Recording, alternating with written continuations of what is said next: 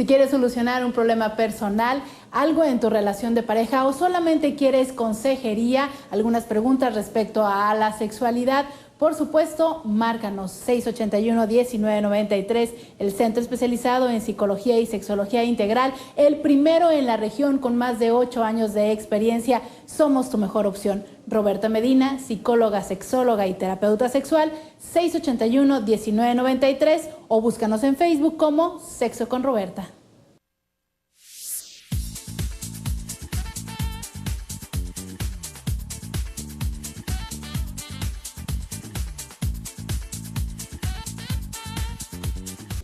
Ya estamos aquí, como todos los días a las 11 de la mañana, esta cita que no debes borrar de tu agenda, que te sugiero que anotes en tu celular, en algún lugar, algo que te recuerde que todos los días a las 11 de la mañana en el canal 124 de cable, en uniradioinforma.com y también en el 1470 de la AM, estamos este equipo de mujeres, 5 mujeres diferentes con 5 enfoques y con 5 propuestas para tu bienestar emocional y físico. Lisbeth Sánchez, Beba Pedrín y actualmente Aurora Medina, también Olivia Murillo, Claudia Esparza, y todas estamos con la mejor disposición de llevarte esta información para tu crecimiento personal.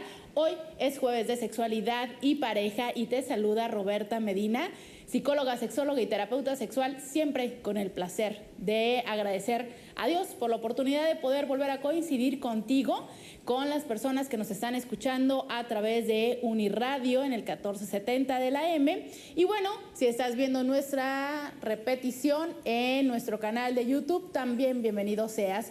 Te recuerdo el teléfono en cabina 973-4826, están abiertas nuestras líneas telefónicas, también nuestro correo electrónico voces@circulorosa.com, donde queremos escucharte, queremos saber tu opinión, sobre todo que nos platiques tus experiencias, porque bueno, nos encanta escucharte y porque es bien padre, sinceramente te lo digo, es muy padre saber que hay alguien detrás del otro lado de la cámara. Y quiero empezar justo agradeciendo esto. El día de ayer tuvimos nuestra conferencia mensual, que en esta ocasión fue a beneficio de Claudia Esparza, ya lo sabes, nuestra conductora del viernes, quien en ese momento se encuentra delicada de salud, pero recuperando cada día un poco más su salud, sobre todo con esta buena, ya sabes, energía e intención de recuperarse. Claudia, te mandamos un fuerte saludo, abrazo y beso, y agradecerle a todas ustedes que nos acompañaron el día de ayer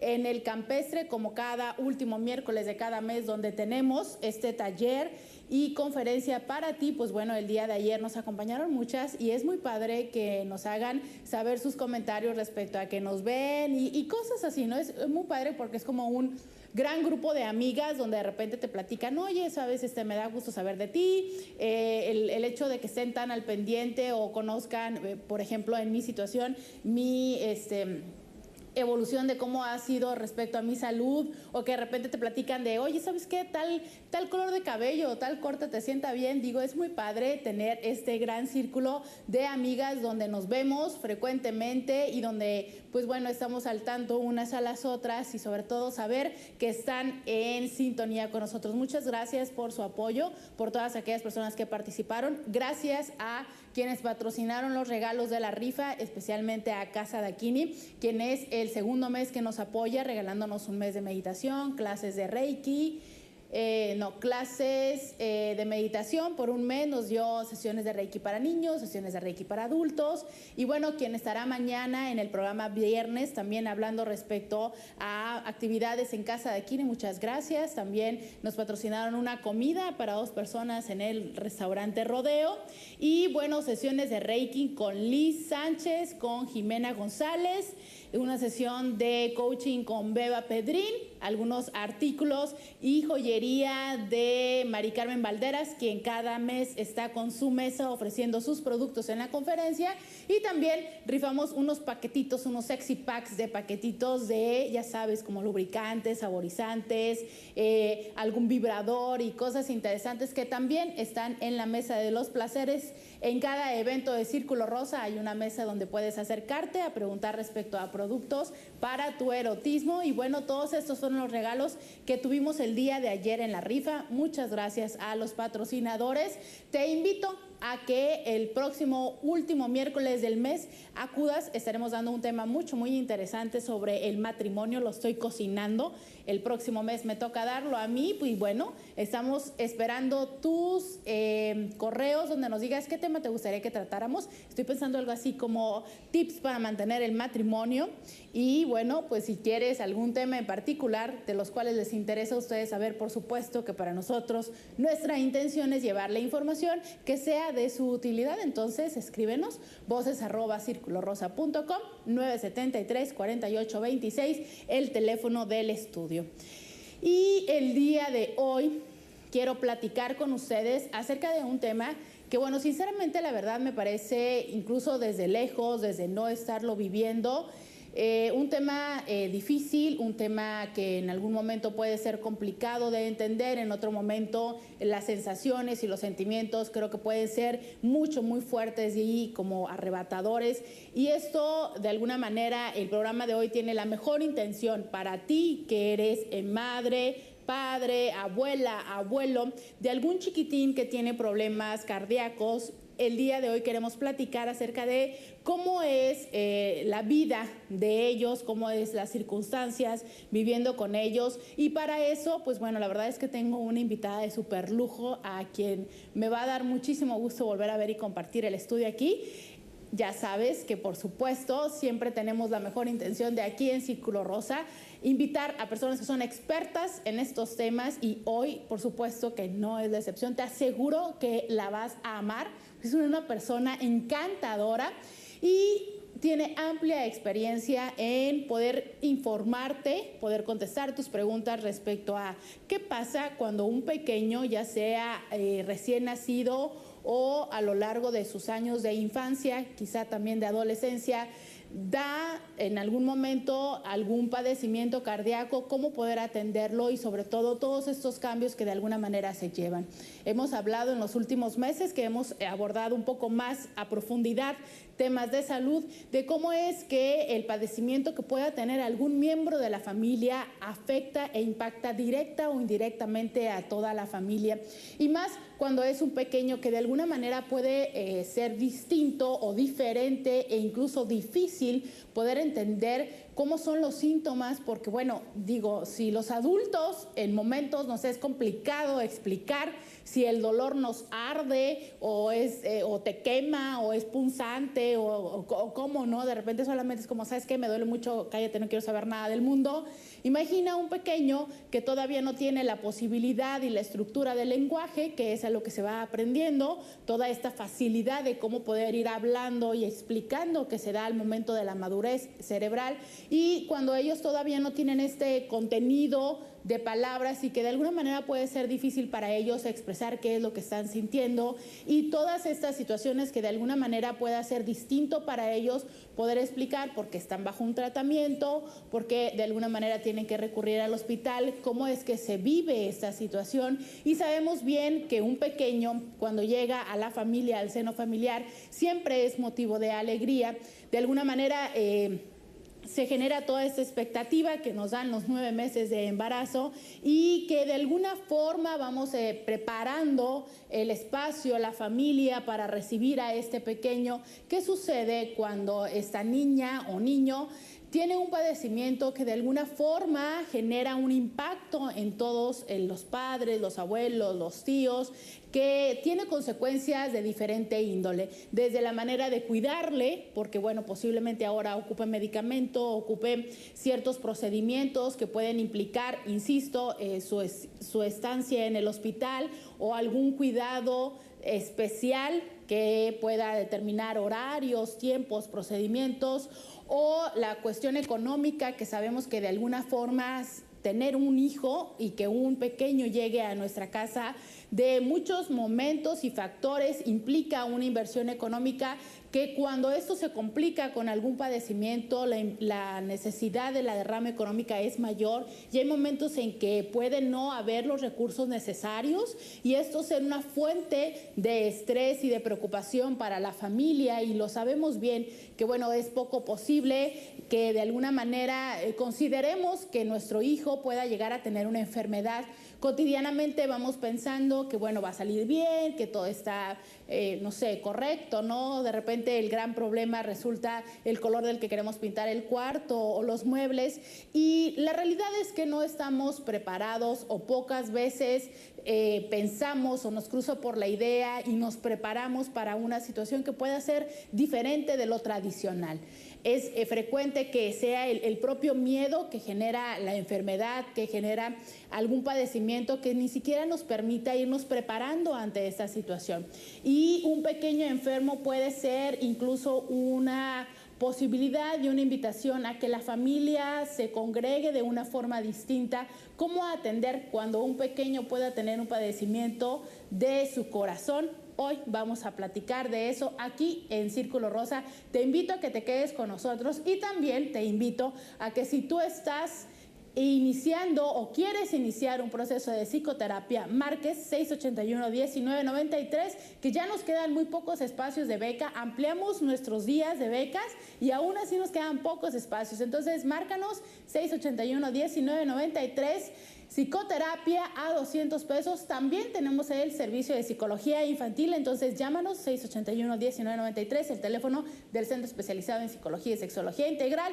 Vamos a un corte comercial y regresando tendremos el maravilloso placer de platicar con una especialista en pequeños y en problemas cardíacos. Ya volvemos.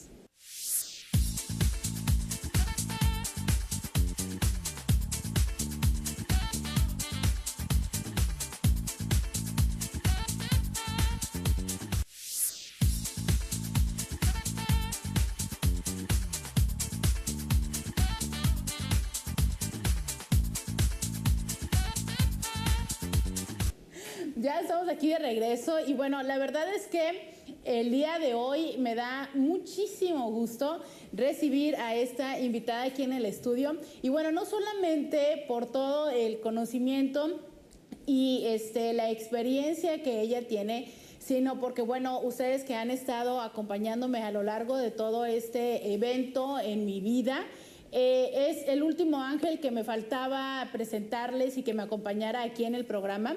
Yo les había comentado y seguramente ustedes leyeron cuando escribía en Facebook y les platicaba acerca de una doctora que la verdad es que... Ay, no quiero llorar. Que la verdad es que siempre tuvo como una sonrisa y era quien me contagiaba de alegría y quien de repente en dos momentos en los que mi ánimo decayó bastante, ella llegaba y me platicaba, me enseñó mucho, porque mientras me hacía los exámenes me decía, mira, aquí te estoy midiendo esto y te estoy haciendo esto. Entonces, yo creo que la parte de ser docente se le da naturalmente, porque la manera en la que explicaba, la sonrisa, la filosofía de la vida, esa tranquilidad, la verdad es que, bueno, mi alma descansaba cuando ella me visitaba. Y bueno, ella es cardióloga pediatra, la verdad es que fue un honor para mí que me acompañara, porque bueno, creo que de niña nada más a veces tengo las conductas, pero realmente fue una persona muy importante y hoy quería compartirla con ustedes porque yo sí le decía y siempre le dije, o sea, y lo sostengo, el día que tenga hijos se los voy a llevar a ella porque bueno, con esa sonrisa y esa forma de atender estoy completamente segura que van a estar en las mejores manos. Ella es la doctora Azucena Murillo Olivas, ella es cardióloga pediatra y bueno, está atendiendo en el Hospital del Prado. Muchísimas gracias por estar acá con nosotros. Gracias. Un placer verte otra vez. Y muy bien. Sí, doctora. Y de verdad, en verdad, muchísimas gracias porque se lo dije yo estando en el hospital. Pero bueno, hubo momentos muy importantes en los que yo recuerdo que le decía que estaba como triste y su sonrisa y esa forma. Y bueno, ya aprendí un poquito de saber cuándo voy mejorando mientras me hacía el examen. Doctora, platíquenos un poquito acerca de qué es la cardiología pediátrica. La cardiología pediátrica es una disciplina que demora un entrenamiento de 2 a 3 años después de que hiciste pediatría. Entonces, generalmente implica el hacer médico general, hacer médico especialista en pediatría y posteriormente demoras otros 2 a 3 años, depende del país donde hagas la especialidad, para hacer tu especialidad en cardiología pediátrica, y es la disciplina que estudia las enfermedades cardiovasculares en los niños, desde la etapa fetal hasta los adolescentes, aunque tengo yo pacientes que tienen 30 años y que les es muy difícil desapegarse al médico pediatra y siguen viendo a mí, aunque insisto que deben de ver a un cardiólogo de adultos. Doctora, pues bueno, es que les digo, ella es encantadora, entonces no me causa extrañamiento lo que me platica. Doctora, explíquenos un poquito cuáles son las enfermedades cardiovasculares. Bueno, las enfermedades cardiovasculares son aquellas que afectan el corazón o las arterias o los vasos del cuerpo. Específicamente en la cardiología pediátrica tenemos enfermedades que se llaman congénitas, es decir, que se nace con ellas. Y son la mayoría de las enfermedades que vemos el cardiólogo pediatra. También tenemos niños con enfermedades adquiridas, pero son los menos. Entonces, las cardiopatías congénitas, o sea, defectos cardíacos o defectos del corazón que se vienen o se notan desde el nacimiento. Y pueden manifestarse francamente al nacer o se dan cuenta pocos meses, semanas o años después de que han nacido que los tienen. Eso es lo que ve el cardiólogo pediatra. Cardiopatías congénitas generalmente es el grueso de su práctica. ¿Y cuáles son estas enfermedades? Bueno, hay muchos tipos de cardiopatías congénitas, 30 grandes, y ya cuando se combinan pueden ser hasta 200 tipos de enfermedades. Son defectos en la estructura del músculo cardíaco, es decir, el corazón está formado de cavidades cardíacas, válvulas y arterias. Puede haber un defecto en cualquier tipo en cualquier estructura.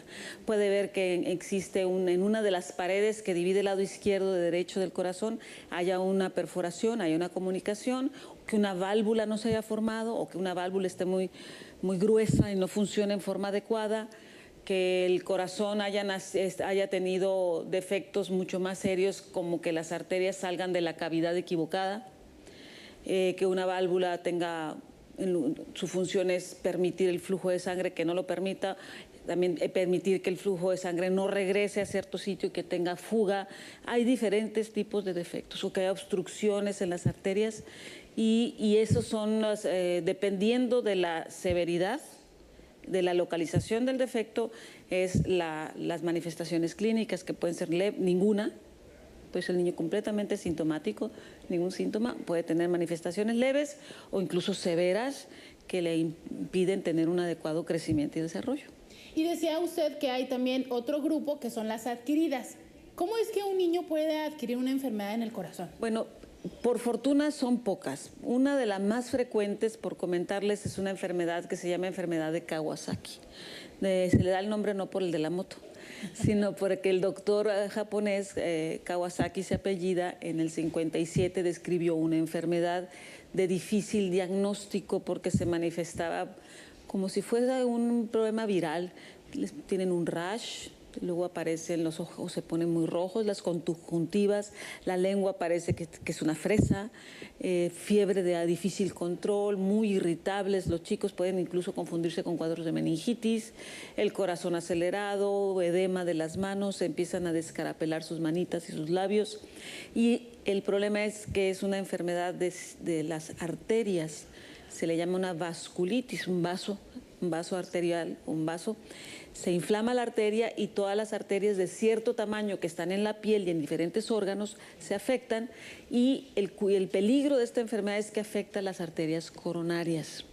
Y las arterias coronarias son las que le dan oxígeno al músculo del corazón, son las que cuando se tapan tienes un infarto cardíaco. Entonces, esa es una de las enfermedades adquiridas que hay que diagnosticar antes de que tenga 10 días enfermo para evitar las complicaciones cardíacas, que son serias. Puede ser desde una arritmia fatal a un infarto, ¿verdad? Si no se maneja en forma apropiada.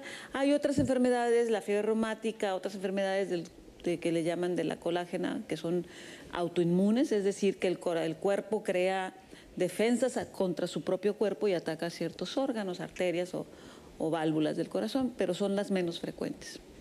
Entonces podríamos decir que todas aquellas personas que tienen un bebé tienen que estar muy, muy atentos a reobservar respiración, cambio en la coloración de sus manos, de su rostro. Claro, es importante en primer lugar saber que el bebé en su primer año de vida tiene que ir con su pediatra cada mes. El pediatra puede notar cambios importantes. Durante los 2 primeros años de la vida, tú mejor que nadie sabe eso, es cuando existe el desarrollo y la maduración del sistema nervioso central.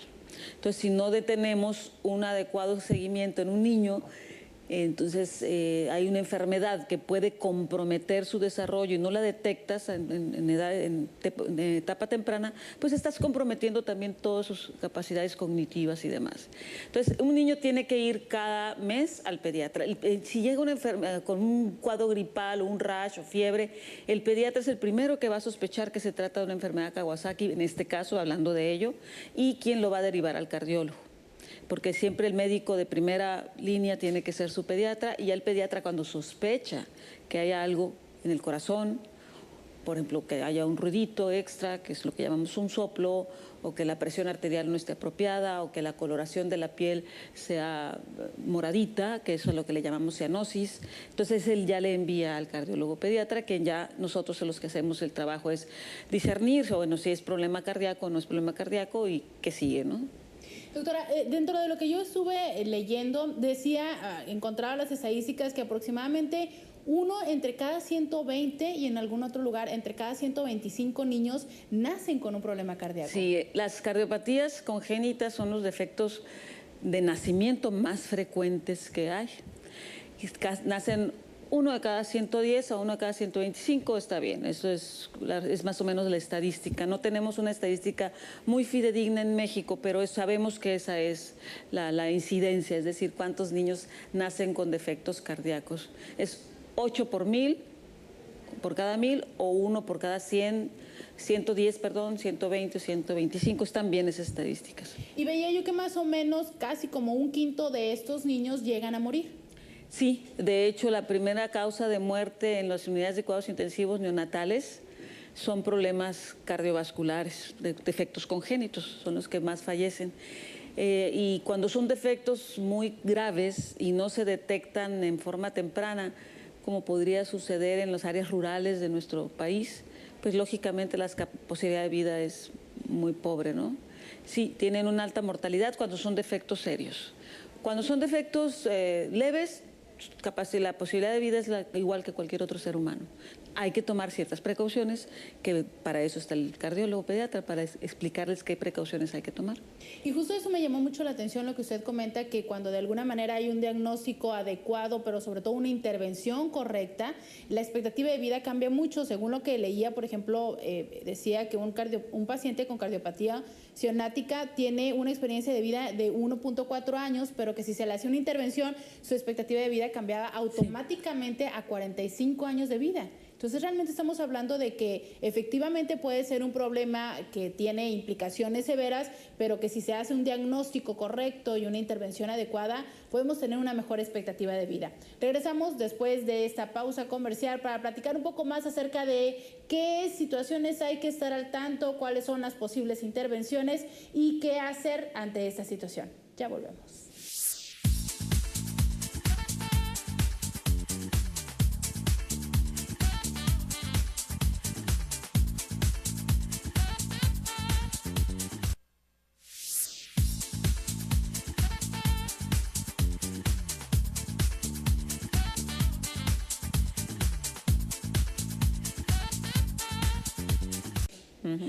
Ya estamos aquí de regreso y bueno, hoy les platicaba que con este placer de tener a la doctora Azucena Murillo, que digo, yo insisto, a ella la forma de explicarlo hace parecer tan sencillo que quién pensaría que de alguna manera hay tanto tiempo de estudio y términos tan complicados y todo, la forma en la que lo explica, digo, es muy comprensible. Y justo desde esta experiencia que usted tiene, doctora, ¿qué son los motivos por los que más frecuentemente un pediatra, que ya lo decía usted, hay que estar llevando continuamente al pequeño al pediatra una vez por mes, él observará algunos cambios, los lo refiere con una persona, un cardiólogo pediátrico, y cuáles son los motivos por los que más frecuentemente lo refieren, cómo podemos saberlo. Generalmente el pediatra detecta algún signo o algún síntoma. Generalmente son signos en los niños, algo que notan, que escuchan, que ven. Y el motivo que con más frecuencia envían a un bebito es porque le escucharon un soplo cardíaco. Generalmente ya cuando a la mamá le dicen su niño tiene un soplo, entra en pánico y dice se enfermó el corazón. Y no necesariamente es verdad, porque ellas asocian soplo ya con un defecto o con un hoyo en el corazón. Y lo que es un soplo es lo único que está diciendo es que existe un ruido adicional. Es decir, normalmente, si usted le pone la oreja en el pecho a cualquier chico o el estetoscopio, va a escuchar que el corazón produce dos ruidos con cada latido. Pum, pum, pum, pum. Eso es lo normal. Entonces, cuando existe un soplo, existe un ruido extra. Es decir, que en lugar de oír los dos ruidos, el pum, pum, escuchan un ruido adicional. Pum, pum. Eso es un soplo, un ruido. Ahora, el trabajo del cardiólogo pediatra es discernir si ese soplo es normal o no, porque el 25% de los niños sanos tienen soplo y no están enfermos del corazón. Son soplos inocentes o normales, ¿de acuerdo?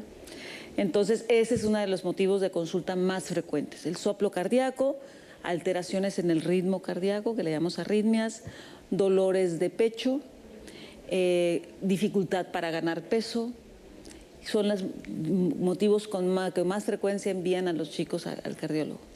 ¿Dificultad para ganar peso? Sí. ¿Cómo es que esto se relaciona con el corazón? Hay enfermedades del corazón que te causan que vaya demasiado flujo al pulmón, por ejemplo. Normalmente cuando el corazón late más de la misma cantidad que va al cuerpo debe ir al corazón, a los pulmones, perdón. Pero si hay un defecto entre las cavidades izquierdas y derechas del corazón, produce que vaya mucha más sangre a los pulmones. Si va mucha más sangre a los pulmones, los chicos respiran más a prisa, aunque tú no lo notes. Respiran más a prisa, están moviendo más músculos. Al mover más los músculos están gastando más calorías. Y son chiquitos que no ganan peso, aunque sí van ganando estatura. Y es uno de los signos, además del soplo u otras alteraciones, que te van a decir que puede tener un problema cardiovascular. Hay enfermedades de corazón que no hacen mucho ruido, así les digo yo, porque no soplan, pues, no tienen soplo, sin embargo puede estar enfermo el corazón y no se detecta. A veces lo sospecha el pediatra porque no gana peso el chiquito. Y también de lo que estuve revisando, leía que hay momentos o niños que el soplo se presenta solamente durante un tiempo y después desaparece. Estás hablando de los soplos normales, de los soplos inocentes. Los soplos inocentes es un ruido adicional que se produce durante la contracción del músculo cardíaco y es el ruido que puede hacer la sangre cuando sale por una arteria o la vibración del músculo cardíaco. Habitualmente lo podemos escuchar cuando son pequeñitos porque la distancia entre el estetoscopio y el corazón es muy pequeña. A medida que los chicos crecen, la piel es más gruesa, el músculo también, etcétera. Entonces la distancia es mayor y entonces no quiere decir que el soplo se quitó, sino que ya no lo oigo, pero está ahí si me le pongo un micrófono, ¿verdad? Ah, mira, qué interesante. Entonces, de alguna manera, creo que tenemos que tener y empezar a generar una cultura importante de cómo es necesario acudir con el médico especialista, porque es posible que el pediatra después diga esto, ¿no? O sea, es que no sabe que ella no tiene nada y que de alguna forma pueda ser que efectivamente no sea un soplo benigno, que pudiera ser un signo de que algo pudiera pasar o estarse desarrollando y lo omitimos. Claro, hay soplos que sí son de enfermedad, que tengan, por ejemplo, una perforación, un hoyito entre las cavidades de los ventrículos, que son las cavidades inferiores del corazón, que cuando son pequeños hacen mucho ruido, cuando pasa la sangre por ese hoyito produce un ruido. Y esos defectos tienden a cerrarse en forma espontánea a pesar del médico. Entonces se cierran y ya no se oye el soplo. Pero no era un soplo normal, era un soplo que estaba condicionado por el hoyito que estaba entre las cavidades cardíacas. Entonces sí, hay soplos que desaparecen completamente porque eran defectos que cerraron en forma espontánea, como muchas veces sucede. Doctora, y aparte de los soplos, ¿qué otros motivos son de consulta frecuente? Como te comenté, las arritmias, alteraciones en el ritmo cardíaco, los síncopes, que es la pérdida del estado de conciencia, los desmayos, se desmayen los chicos, también tener dolor de tórax, que les duele el pecho, entonces se asustan porque les duele creen que les duele el corazón. Y son los motivos con más frecuencia: soplos, dolor de pecho, arritmias, síncope. Esta es una pregunta que es como una curiosidad general. ¿El corazón duele? Sí duele cuando le falta oxigenación al músculo. El corazón, como cualquier otro órgano del cuerpo, recibe una irrigación, le llega sangre, le llega oxígeno. ¿Qué sucede cuando a alguna persona, por ejemplo, le ponen un torniquete en uno de sus extremidades porque está sangrando? Inicialmente se le va como a adormecer y si pasa mucho tiempo le va a doler. Le va a doler, porque el que no lleve oxígeno al músculo causa muerte de las células, que le llaman infarto. La muerte celular se llama infarto. Entonces, cuando mi músculo cardíaco se infarta porque no le llegó oxígeno, se tapó una arteria, sí me va a doler. El dolor de pecho que vemos en niño, por fortuna, generalmente no es cardíaco, es del tórax, de los músculos del tórax. Doctora, ¿cómo ve usted la respuesta de los niños? A mí me llama mucho la atención justo por mi experiencia muy reciente y todavía presente, ¿no? De cuando encuentro cosas que me duelen y todo, cómo entiendo, razono, a lo mejor voy y busco, les llamo, ¿no? A la doctora Vanela, a la doctora Corona. Pero, ¿qué pasa con un niño? O sea, ¿cómo responden ellos ante las cosas que le pasan en su cuerpo? ¿Cómo lo expresan? ¿Cómo saben entender? Un bebito que no hable todavía, que es un lactante, pues, cuando tiene dolor va a llorar.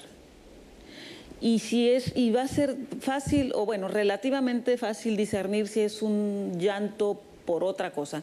Tú sabes que si un niño llora, o tiene hambre, o está húmedo, o está incómodo, o algo le está molestando, y tú lo puedes consolar. Pero cuando es un llanto por dolor, aunque lo abraces, lo estrujes, lo mezcas, el niño va a seguir llorando porque tiene dolor. Los otros niños más grandes te van a decir que les duele. Hay niños que dicen, me duele o me pica, y te lo dicen, ¿verdad? Así se manifiesta el dolor.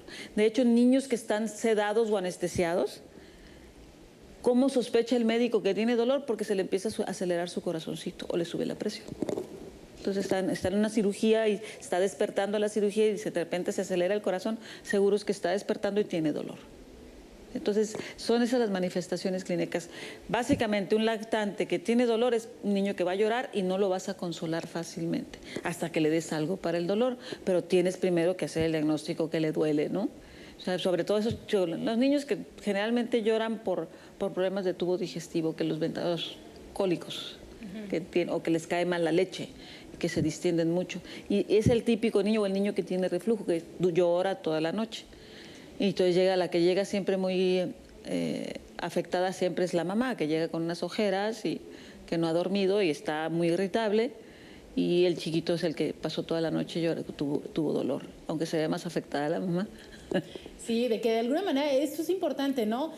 Creo que puede ser un poco confuso en algún momento, sobre todo para las mujeres, que es su primer hijo, poder entender todo eso, pero me parece un tip importantísimo, ¿no? Si no responde ante todos los posibles intervenciones que tú haces para solucionar todas estas cosas, pues entonces sería importante sospechar de que algo es interno en él y que pueda estarle generando dolor. Me llamó la atención lo que usted comenta, que es cuando hay dolor y se incrementa el pulso cardíaco, ¿hay posibilidades de que sea en sentido contrario? Sí, bueno, hay niños que pueden tener una arritmia, o un adulto, que habitualmente el corazón se acelere demasiado, que en lugar de estar en sus rangos normales se vaya al doble.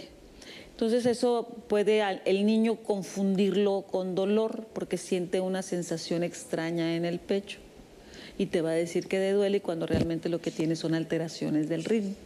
En los adultos que ya tenemos más problemas de salud y tenemos más aterosclerosis, no toleramos mejor la taquicardia y sí nos puede dar dolor de pecho por el corazón, pero en los niños no es lo habitual. Ellos te dicen, le dio taquicardia y él no sabe describir lo que siente y te dice que le duele el pecho. Ahorita que lo comentó esto de un soplo, ¿no? Creo que comúnmente, y yo lo digo por mi experiencia, hasta hace un momento que escuché su explicación, un soplo en el corazón siempre fue un tema de emergencia, peligro, daño, posible muerte, ¿no? Como muy intenso esta situación. Me gustaría que ahora que regresemos de esta pausa comercial, nos comente cómo es que regularmente responden las mamás y qué hay que hacer como familia, porque me parece importante que, bueno, el pequeño está en las manos de un cardiólogo pediatra, pero cómo es que toda la familia de alguna manera se mueve, se cambia, el estrés, el sobreproteger y sobreatender. De todo esto hablamos ahora que estemos de regreso. Ya volvemos.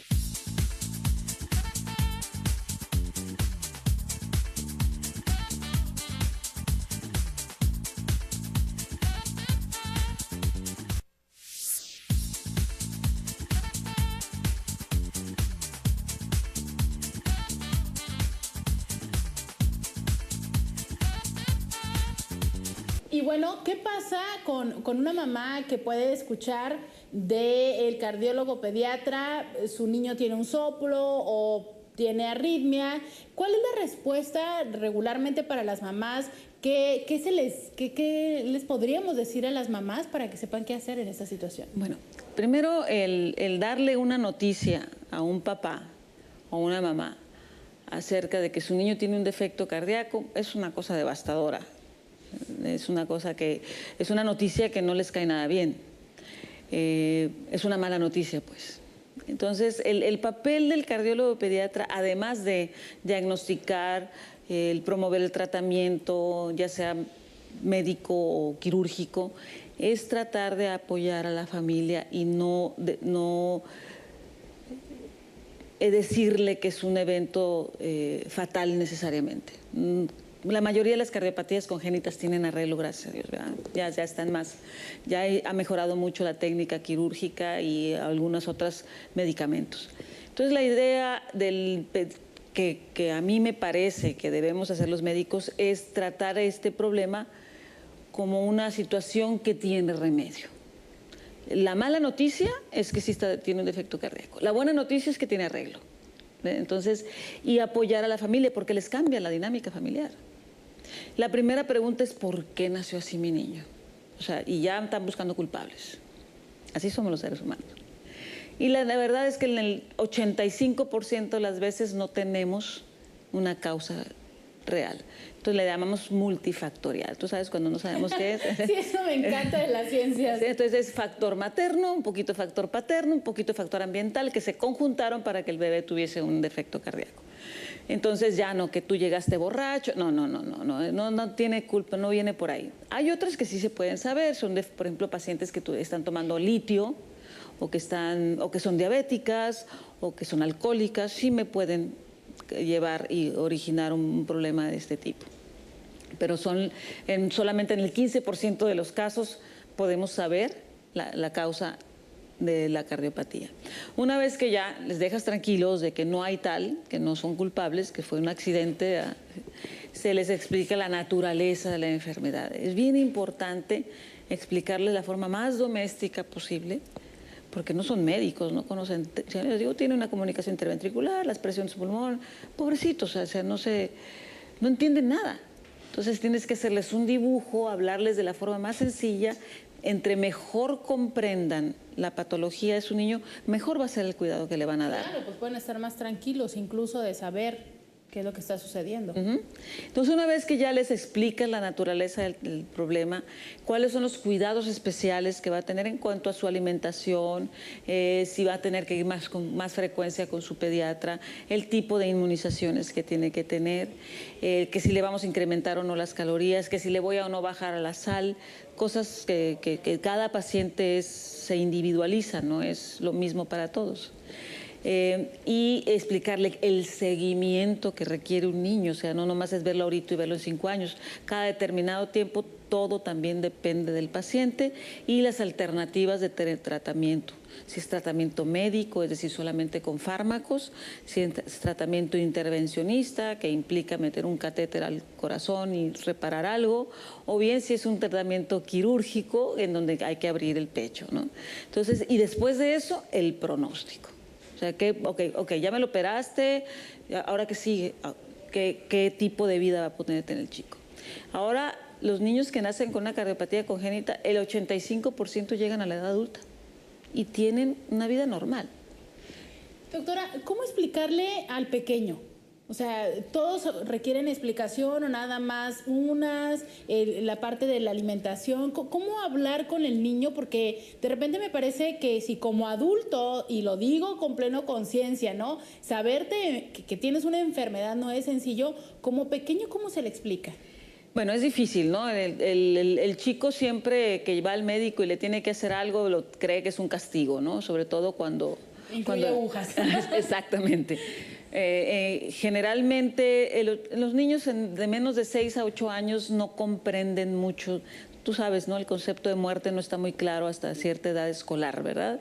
Entonces, no comprenden mucho. Se les explica que hay un defectito o un problemita en su corazón, como te cortaste un dedito, después se te va a curar solito, te va a doler.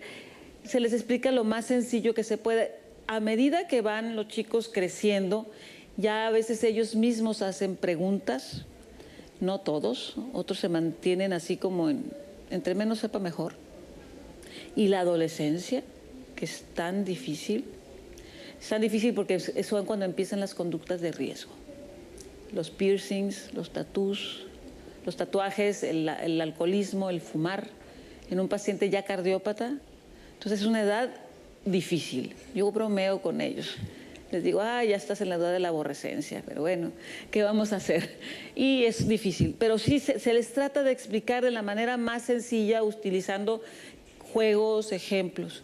Pero la edad que más complicada me parece a mí para que sean diligentes en su tratamiento y en los cuidados que deben de tener es en la adolescencia. Es que, en verdad, yo lo digo como adulta, yo soy una adulta. Eso creo, al menos. Eso dice el calendario.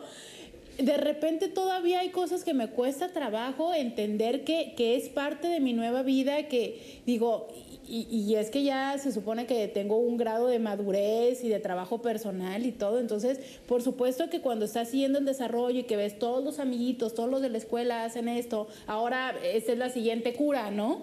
De repente decir, bueno, es que tú no lo puedes hacer por tal, y sobre todo si se creó esta conciencia de enfermedad que a veces es tan pesada en la familia.